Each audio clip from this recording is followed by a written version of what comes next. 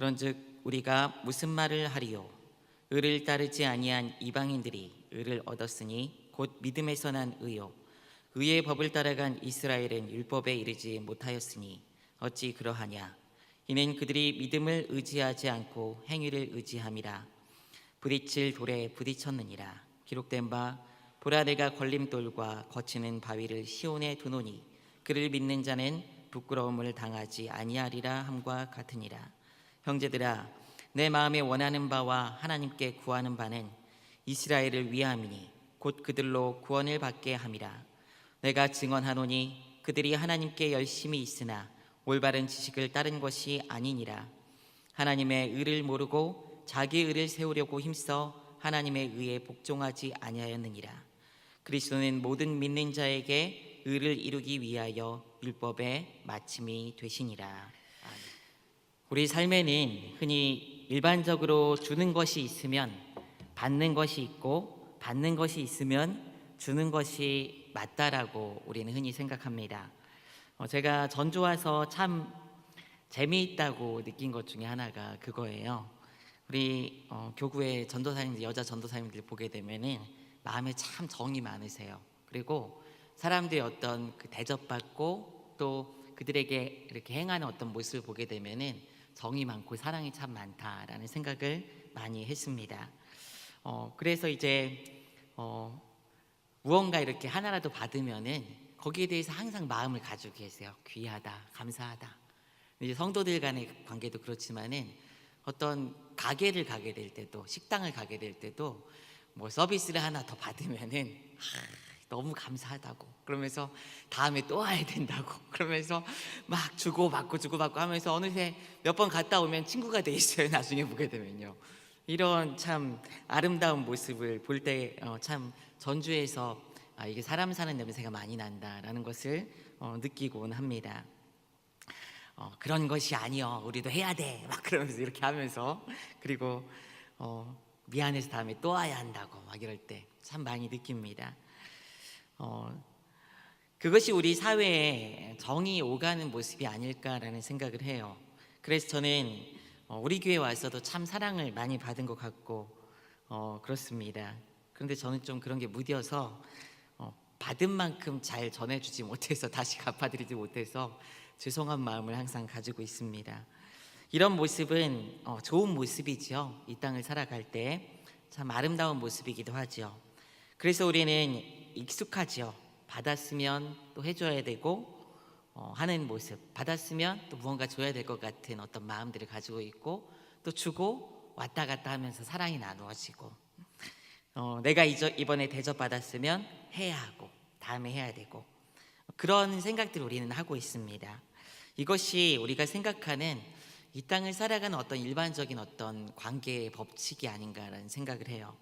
그런데 사실 우리가 믿는 하나님과의 관계, 하나님 나라에서는 우리가 늘 들어왔지만 이런 주고받는 법칙이 통하는 나라가 절대 아닙니다. 오히려 뿌리지 않는 것을 거두고 또 수고하지 않는 것을 누리고 큰 수고를 해도 마땅히 감당할 일을 했을 뿐입니다 라고 말하고, 작은 것을 주님께 대접해도 주님께서 큰 것을 받았다라고 말씀하시기도 하시고요.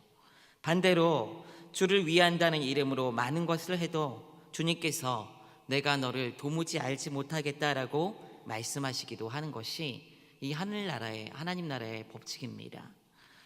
우리가 생각하는 주고받는 관계가 통하는 것이 아니에요.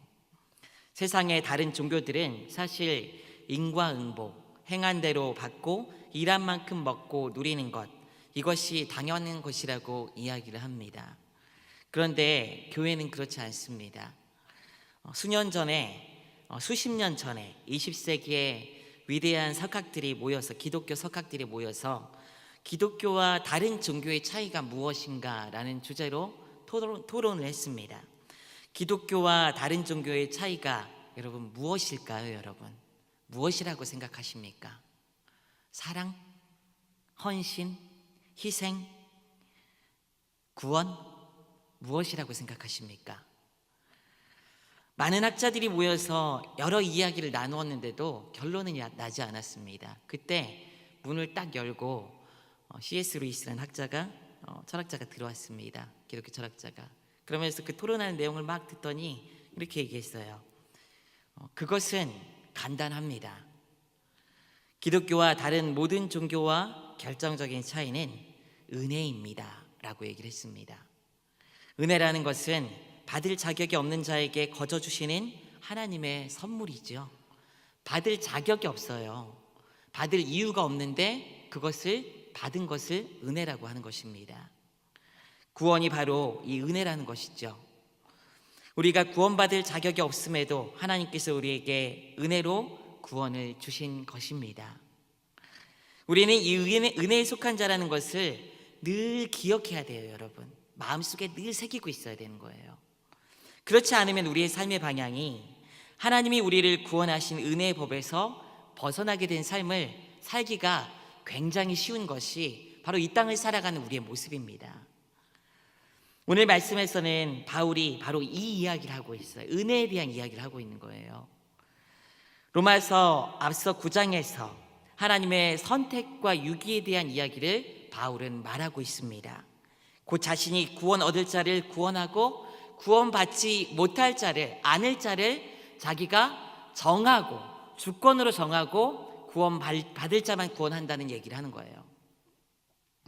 그리고 그렇지 않을 자는 그냥 내버려 둔다는 것을 바울은 얘기를 합니다. 이것이 하나님의 주권이라고 얘기해요.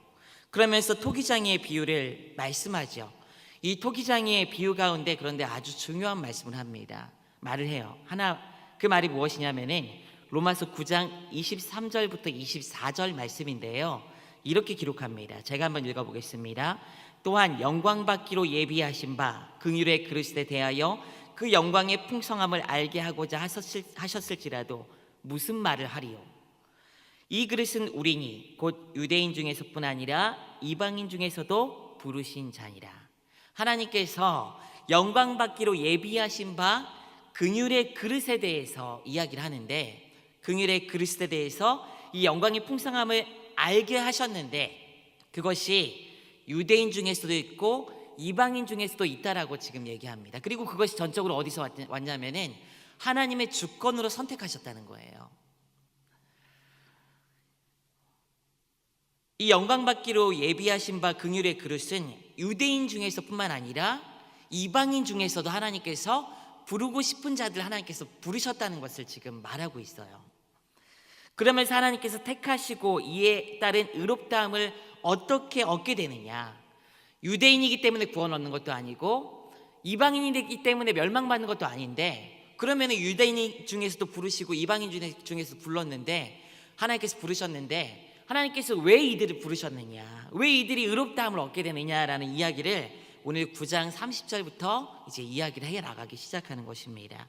먼저 9장 30절 말씀을 한번, 30절 31절 말씀을 한번 읽어보도록 하겠습니다. 의롭다함을 어떻게 얻게 되는지 한번 읽어볼게요. 함께 읽습니다. 시작. 그런즉 우리가 무슨 말을 하리요? 의를 따르지 아니한 이방인들이 의를 얻었으니 곧 믿음에서 난 의요, 의의 법을 따라간 이스라엘은 율법에 이르지 못하였으니. 여기서 31절에 의의 법, 이 말은 율법을 빗대어 표현한 거예요. 율법이 사실은 의가 무엇인지 보여주고 그것을 요구하진 않죠. 그래서 의의 법이라고 합니다. 그것을 요구하죠. 의가 무엇인지 보여주고 이 의로운 삶을 위해서 무언가를 요구를 하죠. 어떤 행함을 자꾸 요구를 하죠. 그래서 그걸 만족시켰을 때 의를 얻기에 그것을 의의 법이라고 지금 바울은 지금 이야기하고 있어요. 그런데 이 의의 법을 따라간 이스라엘은 율법에 이르지 못했다. 이 율법에 이르지 못했다라는 말은 율법의 요구에 이르지 못했다는 말이에요. 율법의 기대치를 충족하지 못했던 것이에요. 그래서 결국 어떻게 된 거예요? 의를 이루지 못한 것이다 라고 바울이 얘기합니다. 그런데 반대로 의를 따르지 아니한 이방인들, 곧 율법이 추구하는 의를 따르지 않은 이방인들은 도리어 의를 얻었다고 합니다.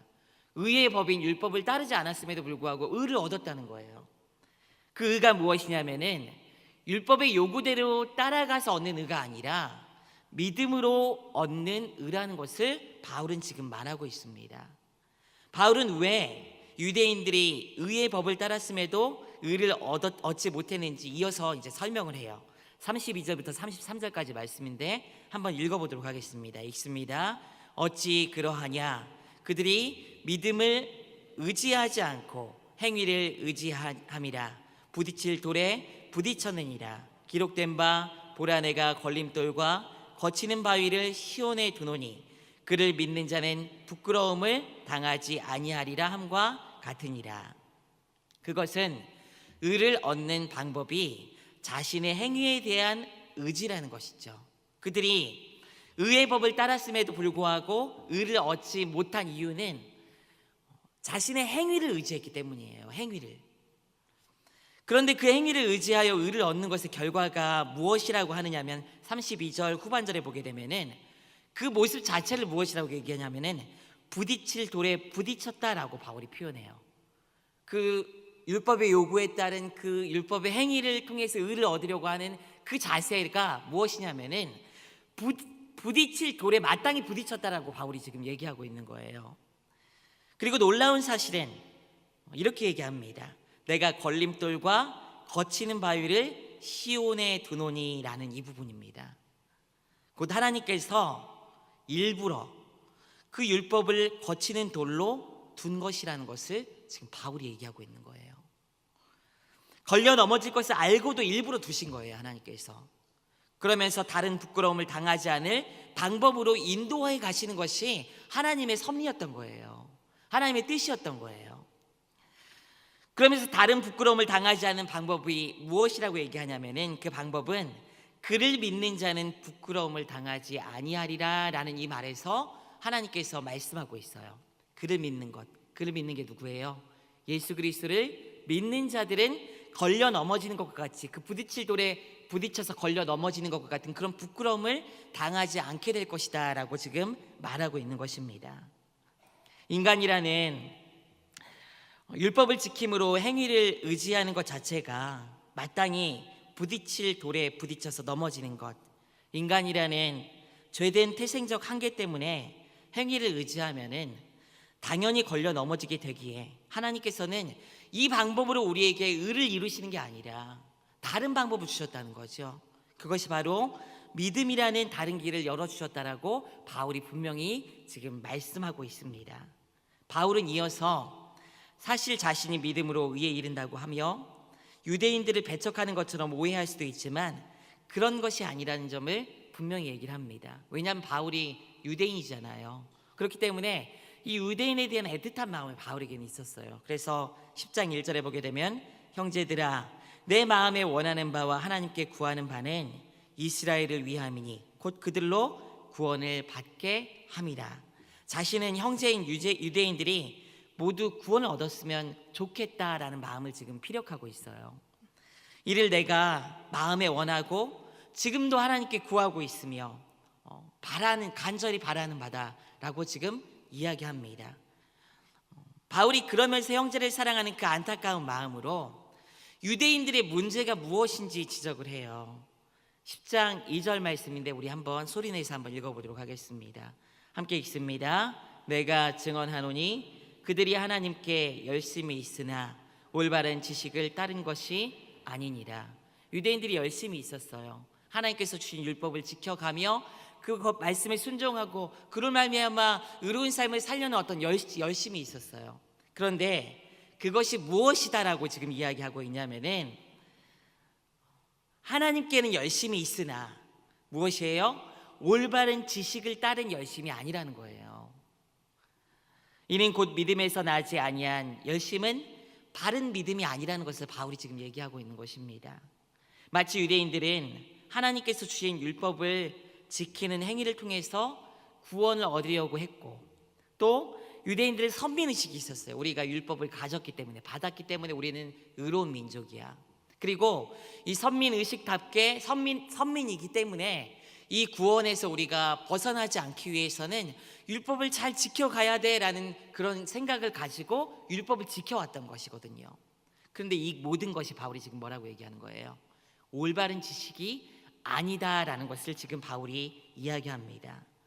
이는 다 이렇게 하는 자세들이 다 뭐냐면은 행위를 근거한 내가 무언가를 했기 때문에 받아야 되고, 내가 무언가를 했기 때문에 누릴 수 있고, 내가 무언가를 했기 때문에 구원에 조금이라도 나의 공로가 들어갈 수 있다라는 그런 자세라는 것을 바울이 지금 말하고 있는 것입니다. 우리가 열심을 품는 것, 우리가 교회를 섬기고 사랑하고 사명을 감당하는 것은 구원을 받기 위한 것이 아니에요, 여러분. 또 자기가 조금 더 돋보이기 위함, 좋은 것을 누리기 위한 어떤 목적, 그런 것으로 우리가 그렇게 섬기고 사랑하고 행하는 것이 절대로 아닙니다. 하나님께 의롭다고 인정되기 위함이 아니에요. 우리는요, 잘 보이기 위함이 아니라는 거예요. 하나님께. 마치 우리 수준에서 이런 일을 생각할 때가 있습니다. 이렇게 내가 뭔가 열심히 했을 때 하나님 앞에 잘 보일 수 있겠지, 좀 뭔가 더 좋은 것을 받을 수 있겠지. 하나님은 우리랑 이런 거래를 하시는 분이 아니세요. 하나님께 잘 보이면, 잘 감당하면 된다, 그러면 나는 천국에 조금 더 가깝겠지. 천국에 나의 집이 있는데 그 집에 TV 하나 딱 생기고 황금길이 깔아지고 내가 하나님 앞에 봉사하고 섬기면은 대리석, 그런 식탁이 생기고, 이런 것이 아니라는 거예요, 여러분.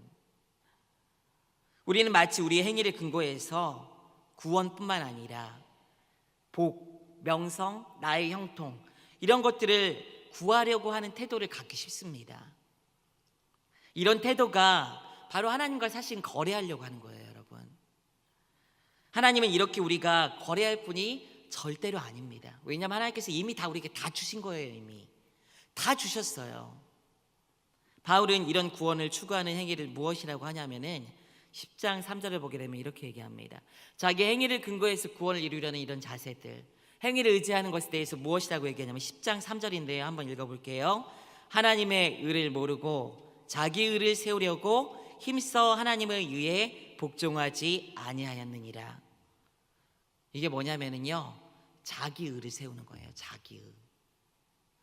마치 주님을 위하고 주님을 사랑해서 하는 것 같지만, 이를 통해서 무엇을 얻으려고 하고 구원을 얻을 수 있다는 생각, 조금 보탬이 된다는 생각, 이것이 자기 의를 세우는 것이다라고 바울은 분명하게 꼬집고 있습니다. 우리가 하는 교회에서의 모든 일들은 그래서 여러분 순수해야 되는 거예요. 순수해야 되는 거예요. 다른 목적이 거기에 들어가면 안 됩니다. 하나님의 영광, 예수 그리스도를 믿음에서 오는 감사, 이것이 아닌 다른 목적이 있다면 이는 결국 자기 의를 세우는 것입니다. 여러분, 이런 무지를 가지고 신앙생활을 하게 되면 어떻게 되냐면은 자기 의를 세우느라 하나님의 의에 복종하지 않게 돼요. 여러분, 자기 의를 열심히 세우는 통에 이게 하나님께서 우리에게 주신 말씀이야, 법이야, 그러면서 자기 의를 열심히 세워가요. 그걸 따라가면서. 그런데 그러는 통에 정작 하나님의 의를 세우지 않는 것이다라고 바울이 지금 지적하고 있다는 거예요. 결국 하나님을 위하고 교회를 위한다고 하면서도 하나님의 의에 복종하지 않는 것, 복음에 복종하고 복음에 합당한 삶이 아니라는 것을 바울이 지금 말하고 있습니다. 자기 의는 자기를 높일 뿐만 아니라 그러면서 마치 하나님을 자기 인생에 반짝 빛나는 반짝이로 삼는 것과 똑같은 거예요. 여러분, 하나님은 이런 도구가 될 수 없는 분이잖아요. 여러분, 그렇죠?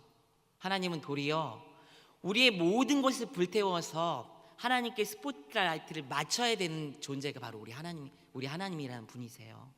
그런데 우리가 마치 살아갈 때 자기 의를 세우게 되면은, 자기가 무엇을 하는 것을 강조하게 되고 그런 태도로 신앙생활을 하게 되면은, 무언가 얻으려고 하고 그것을 통해서 그런 자세로 신앙생활을 하게 되면은 하나님을 불태워서 하나님을 막 지불해서 자기에게 스포트라이트를 맞추는 것과 똑같은 행위를 하고 있는 거라는 것을 바울은 지금 지적하고 있는 것입니다.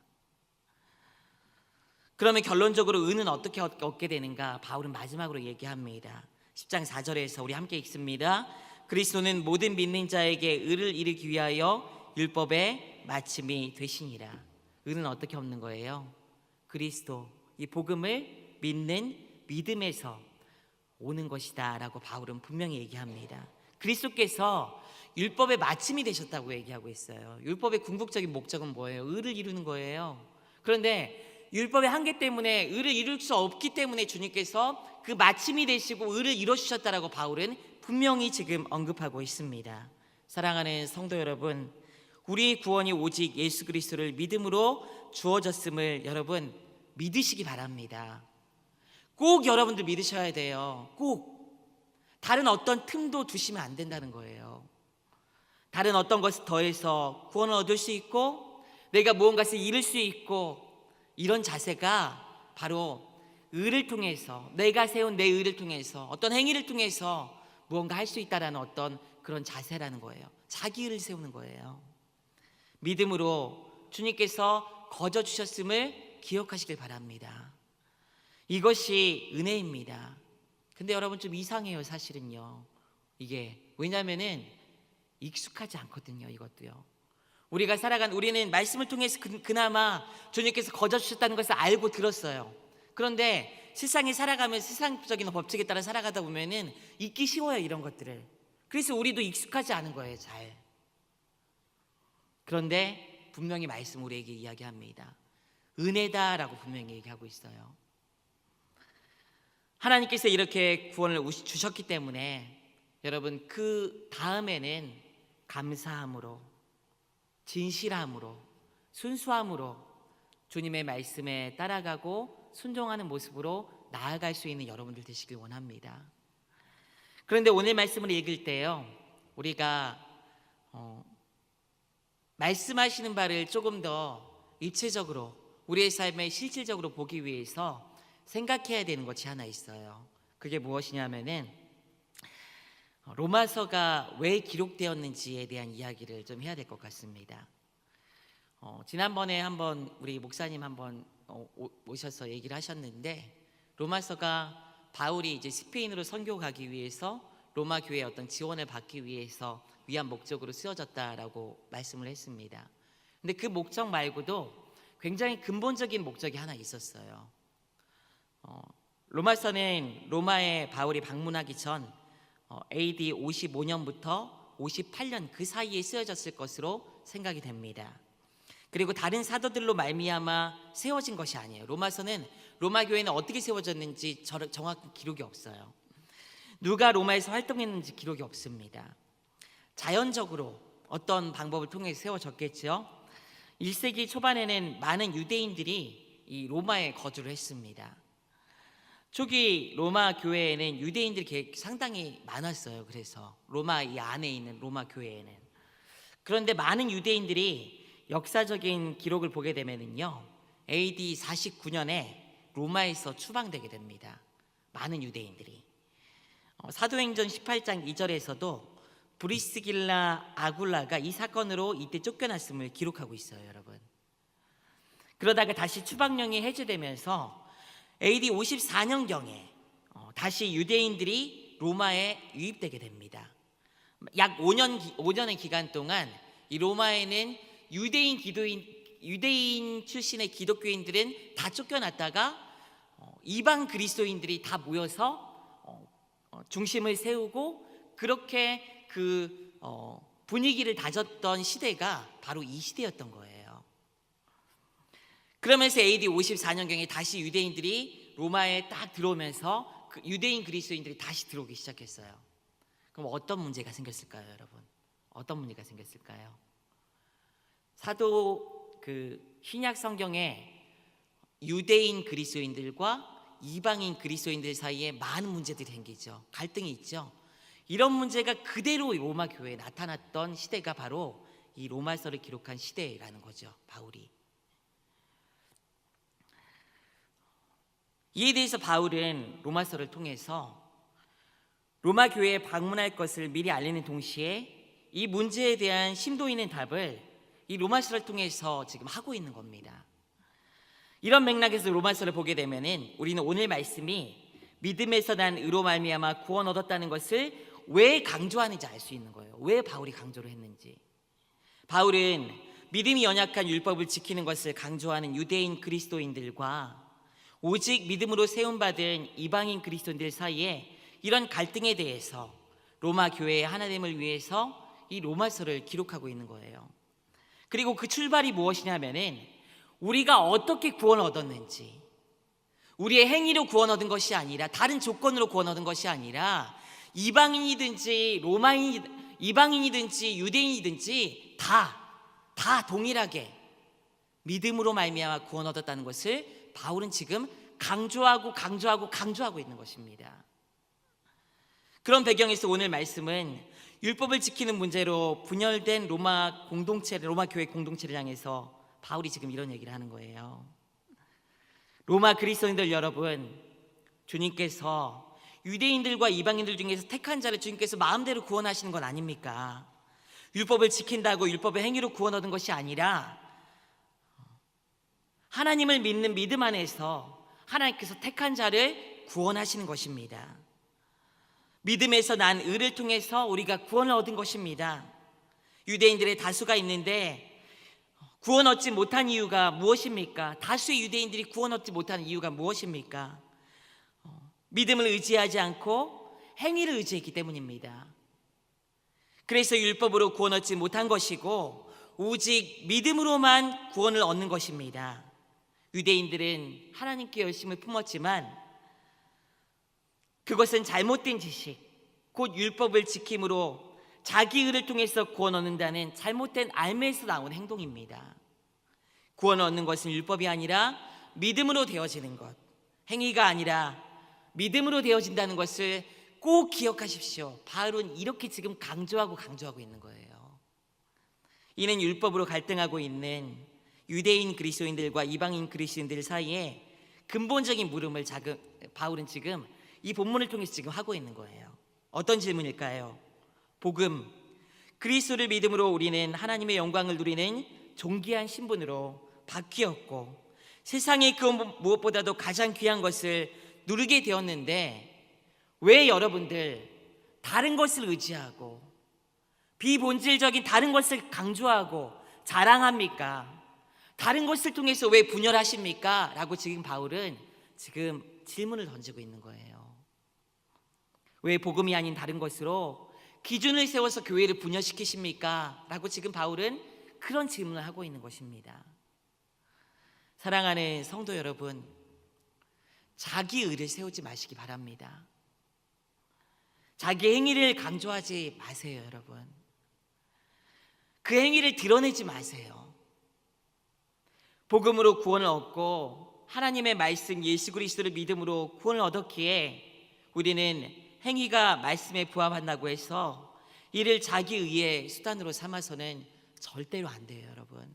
그러면 교회는 분열되게 되는 거예요. 갈등이 생기게 되고 교회는 아파하게 되는 것입니다.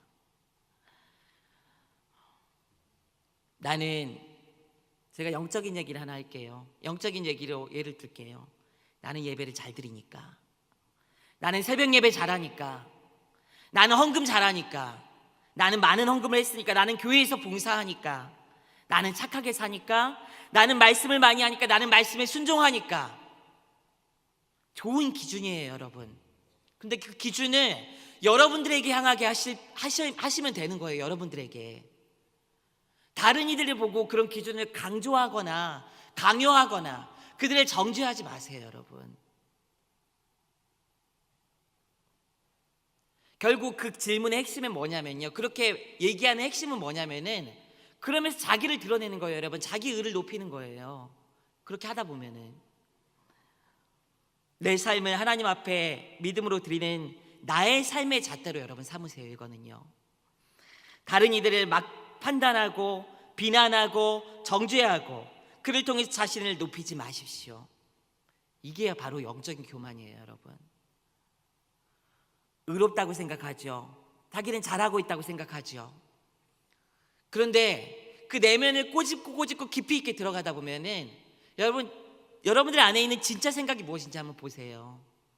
그러면 많은 경우에 자기 의를 세우려고 하는 경우가 굉장히 많다는 거예요. 나는 다른 사람보다 조금 나. 여러분, 하나님께서 사람이 볼 때는 이 땅에 있는 사람들이 볼 때는 그래요. 근데 하나님께서 보실 때는 다 고만고만한 거예요, 여러분. 다 고만고만한 거예요. 우리가 보기에는 위대해 보이기도 합니다. 막 헌금을 하고 막 열심히 봉사하면 대단하다고 얘기할 수 있어요. 근데 그런 말에 여러분 현혹되지 마세요. 그걸로 구원 얻는 거 아닙니다. 하나님께서 우리에게 구원을 주신 방법은 한 가지예요. 예수 그리스도를 믿느냐 믿지 않느냐. 앞서 기독교와 다른 세상적인 논리, 다른 종교와의 차이가 무엇이라고 했죠? 은혜라고 말씀드렸습니다. 그러면 은혜를 알았다면 자신의 삶을 돌아보면서 은혜에 합당한 삶을 믿음으로 여러분 사세요. 그리고 이것으로 다른 이들을 비교하고 판단하고 정죄하면서 동시에 자신을 높이지 마시기 바랍니다. 이는 은혜로 구원받았다고 이야기하면서도 그 은혜의 법칙에 합당한 삶을 사는 것이 아니라 행위를 기준으로 삼는 그런 법칙을 자기의 삶에 적용하고 있는 거예요, 여러분. 사랑하는 여러분, 내가 지금 가장 크게 누리고 있는 것, 내가 지금 나 되게 하고 나를 소망의 존재가 되게 하는 것, 내 생명과 영생이 하나님의 그 은혜, 내가 잘해서, 내가 똑똑해서, 내가 선해서, 내가 뛰어나서, 내가 잘생겨서 된 것이 아니라 오직 그리스도를 믿는 그 믿음으로 주님께서 거저주시는 바 그 은혜에 있음을 여러분 꼭 마음속에 새기세요. 그 은혜를 여러분들 뼈에 새기시고 여러분들 피에 흐르게 하십시오. 그냥 구원 얻었다고 만족하지 마시고 나는 앞서간다고 그렇게 스스로 높이지 마시고 제발 그 은혜를 기억하면서 맡은 바 역할에 여러분들을 바라보면서 말씀으로 여러분들을 바라보면서 충성하고 헌신하시고 그러면서 주님이 사랑하는 가운데 여러분들은 숨기시면서 주님 높이는 인생을 사시길 바랍니다. 그럴 때 교회 안에 사람의 일로 분열하거나 나눠지지 않게 되지 않을까요, 여러분? 한국 교회로 인한 빛과 소금의 역할이 감당되어지지 않겠습니까? 이 은혜가 중심이 되는 것은 바로 교회의 건강을 위해서 꼭 우리 안에 있어야 하는 기준입니다. 돈도 물질도 지식도 나의 착한 행위도 나의 종교적인 열심과 나의 신앙적 행위도 아니에요, 여러분. 은혜로 그리스도를 믿음으로 구원 얻었기에 그 은혜의 사고방식을 가지고 은혜의 언어를 구사하시고 은혜의 가치로 사시고 은혜의 기준으로 판단하시는 여러분들 되시길 바랍니다. 그럴 때 교회가 조금 더 건강해질 수 있는 거예요, 여러분. 제가 교역자로서 신앙생활을 해갈 때 참 많은 교회들을 돌아보면서 들었던 얘기 중에 하나가 이런 얘기예요. 교회 안에 있는 그 성도들의 다양한 부류들을 서로 인정하고 끼리끼리 모일 때 그 끼리끼리 모임을 그냥 인정해 줘라 라는 얘기를 많이 들었어요. 그대로 수용하라는 거예요. 가만 보니까 그냥 그렇게 인정해 주고 나눠지는 그 모습 그대로 그냥 놔두고 그러면은 편해요. 그냥 교육자들이 그냥 인정해 주면 편해요, 그냥. 그런데 여러분 한번 말씀을 따라 한번 생각해 보죠. 그것이 바람직한 것입니까, 여러분? 교회는 그렇게 돼서는 안 되는 거예요. 열심히 있는 사람들 봉사하는 자리에 자기 자리라는 인식을 가지고 주인의식을 가지고 행하는 거 좋아요. 그런데 거기에서 텃세를 부려요. 이 자리는 내 자리야. 같은 수준의 교육을 받은 사람들만 모입니다. 같은 수준의 경제력을 가진 사람들만 끼리끼리 모여서 얘기를 해요. 교제해요. 같은 학교, 같은 지역, 같은 성, 같은 사업, 같은 관심을 가진 사람들끼리만 모여서 교제를 해요.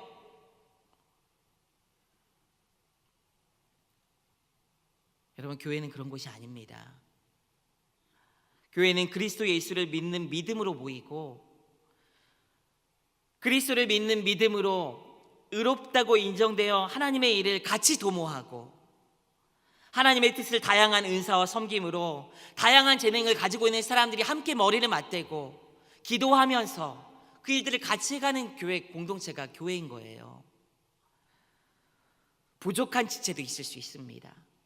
연약한 지체도 있을 수 있어요. 그런데 그것이 어때서요, 여러분? 그 약한 존재들, 부족한 존재들도 그리스도 예수께서 피로 다 사셨어요, 여러분. 피로. 존귀한 존재들입니다, 다. 우리는 누구와도 그리스도의 사랑을 서로 나눌 수 있어야 되는 거예요. 그런 면에서 은혜가 아닌 다른 조건으로 나누어져서는 안 된다는 거예요, 교회가. 제가 이번 가을에 우리 아들들 둘이 저기 한옥마을 안에 있는 그 중앙초등학교를 다니거든요. 근데 거기서 덩덕궁 한마당이라고 해가지고 가을 그 대운동회 대신에, 우리 때는 막 대운동회를 막 했는데 대운동회 대신에 막 축제를 하더라고요. 그래서 제가 이제 금요일이었는데 이 철야 전에 잠깐 우리 아이들 하는 것도 있어서 갔다 왔어요. 그런데 참 인상 깊게 본 프로가 하나 있었는데, 무엇이냐면 한 1학년에서 3학년 정도 되는 아이들이 막 이렇게 춤이라고 하죠. 무슨 장르인지 잘 모르겠어요. 근데 막 춤을 막 배워가지고 막 그걸 막 하는데 예쁘게 보이더라고요. 그런데 제 마음에 참 감동을 주었던 것 중에 하나가 무엇이냐면은 한 15명, 20명 정도쯤 되는 아이들이 무대에 다 올라갔어요. 그래서 다 칼군무는 아니지만, 그 애들이 무슨 칼군무를 추겠어요. 근데 칼군무는 아니지만은 칼로 딱딱 맞히듯이 맞춰서 하진 않겠지만 대략 다 맞춰서 이렇게 해요. 근데 저 오른쪽 끝에 어떤 아이 하나가 자기 마음대로 막 춤을 추는 거예요. 자기 마음대로. 다른 애들 막 이렇게 할 때 막 이렇게 하고 막 그러면서 마음대로 막 춤을 추는 거예요. 나름대로 좀 박자는 맞춘다고 움직이는데 자기 마음대로 막 춤을 추는 거예요. 좋아서. 그런데 그 모습을 보는데 잔잔하게 감동이 되더라고요. 움직임 하나하나를 맞추는데 막 혼자 엇박자 내고 맞추는 그 아이를 보면서 저는 그 모습이 참 아름답게 느껴졌습니다. 이 땅은 그런 거예요, 여러분. 이 땅에 있는 교회는 그런 겁니다. 우리는 천국에서 완벽한 구원을 이뤄내가지고 완벽한 삶을 살아가는 자들이 아닙니다. 다 누군가는 부족해요. 다 부족한 부분이 다 있어요. 다 있어요. 다. 정서적으로 부족한 사람이 있고, 열등감이 있는 사람도 있고, 경제적으로, 지체적으로, 또 어떤 사회적으로 다 부족한 부분들이 다 있어요. 근데 그런 사람들이 다 모여서 교회 안에서 하나님께서 온전하게 하신 구원의 은혜를 누리며 살아가는 존재들이 바로 교회에 모인 우리들이라는 거예요. 그것이 누군가는 뚜렷하게 보일 수 있어요. 교회는 여러분 엘리트 집단이 아닙니다. 교회는 잘난 사람의 집단이 아니고 뛰어난 사람들의 집단이 아닙니다. 그런 사람들이 끄는 집단이 아니에요. 하나님의 관점에서 교회는 죄인들을 불러서 세우신 공동체입니다. 조금 잘나고 조금 부자고 조금 똑똑하고 조금 잘 배우고 조금씩 다 차이는 있을 수 있어요. 그런데 그것으로 우리가 구원 얻는 것이 아니에요, 여러분. 그것으로 교회 일 하는 것이 아닙니다. 그것으로 무언가 주님의 일을 한다고요, 여러분. 주님의 일은 주님께서 하시는 거예요.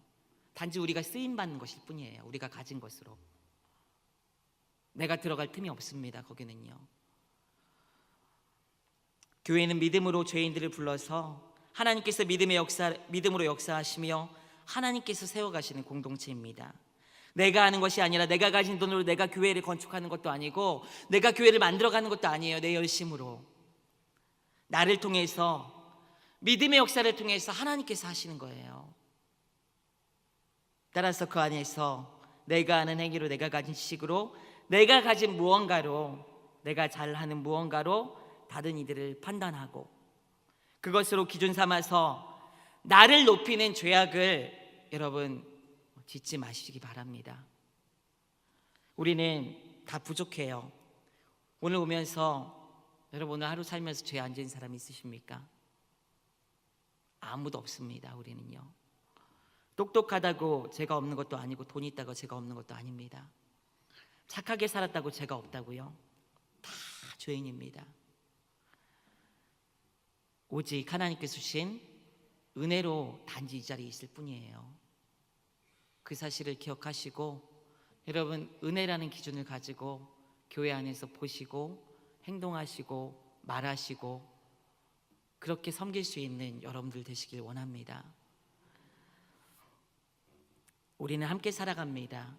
다 결핍이 있기 때문에 하나님 앞에서 다 부족하기에 율법과 같은 것으로 자기 기준을 삼고 살아가는 유대인들의 그런 과오를 여러분 우리 또한 이 시대에 또 다른 율법의 모습을 가장한 다른 기준을 가지고 그렇게 살아가지 않는 은혜가 있기를 원합니다.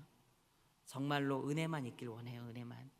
그리고 그렇게 교회 안에서 움직이고 판단하고 행하시는 여러분들 되시길 원합니다. 그럴 때 교회는 사랑하게 되고 돌보게 되고 서로를 인정하게 되고 위로받고 치유받고 구원의 역사가 일어나는 하나님께서 기뻐하시는 아름다운 공동체가 될 수 있다는 사실을 기억하시고 오직 믿음으로만 여러분들의 기준으로 살아가고 말하고 행동하는 은혜가 있기를 주님의 이름으로 축원드립니다. 기도하겠습니다. 하나님, 오직 은혜임을 고백합니다.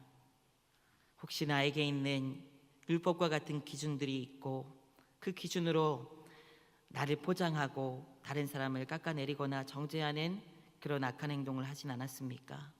주님, 우리를 돌아보게 하시며 이 입에서 은혜를 얘기하게 하시고 이 머리로 은혜를 주님 생각하게 하시고 이 마음으로 은혜로 행할 수 있는 우리 모두가 될 수 있도록 역사하여 주시옵소서. 내가 가진 기준으로 교회를 무너뜨리고 힘들게 하는 그런 악한 행위를 하지 않는 거룩한 주님의 자녀들 될 수 있도록 인도하여 주시옵소서. 오직 예수 그리스도만 믿음으로 승리하는 복된 그리스도인들 될 수 있도록 주님 인도하여 주시옵소서. 감사드리며 예수 그리스도의 이름으로 기도드리옵나이다. 아멘.